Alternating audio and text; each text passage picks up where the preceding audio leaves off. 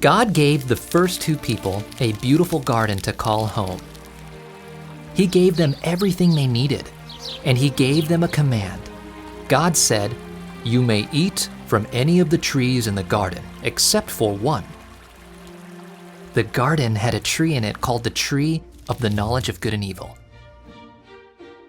God warned the man, "If you eat from that tree, you will die." Now, the serpent was the most cunning of all the animals. One day, the serpent went to the woman. "Did God really say you can't eat from any tree in the garden?" he asked.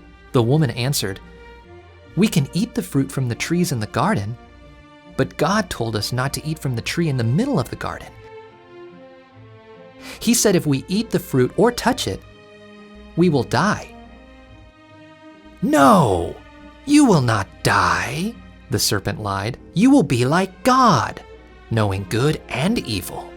The woman looked at the fruit.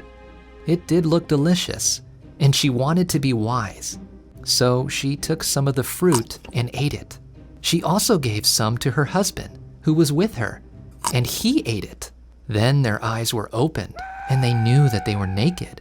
So they sewed together fig leaves and made clothes for themselves. That evening, the man and his wife heard God walking in the garden. They hid among the trees. God called out to the man, "Where are you?" The man said, "I was afraid because I was naked, so I hid." "Who told you that you were naked?" God asked. "Did you eat from the tree that I commanded you not to eat from?" The man blamed his wife. "She gave me some of the fruit from the tree, and I ate it," he said. The woman blamed the serpent. "He tricked me," she said. God said bad things would happen. Life would be hard and painful, all because of sin. But God promised that one of the woman's descendants would destroy the serpent. God made those first people, Adam and Eve, clothes out of animal skins and sent them out of the garden. God put angels and a sword of fire at the entrance of the garden to guard the way to the tree of life. Ever since Adam and Eve sinned, all people have been sinners. Our sin separates us from God, but God still loves us.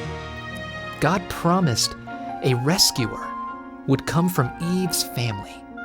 God sent His Son, Jesus, to rescue people from sin and bring them back to God.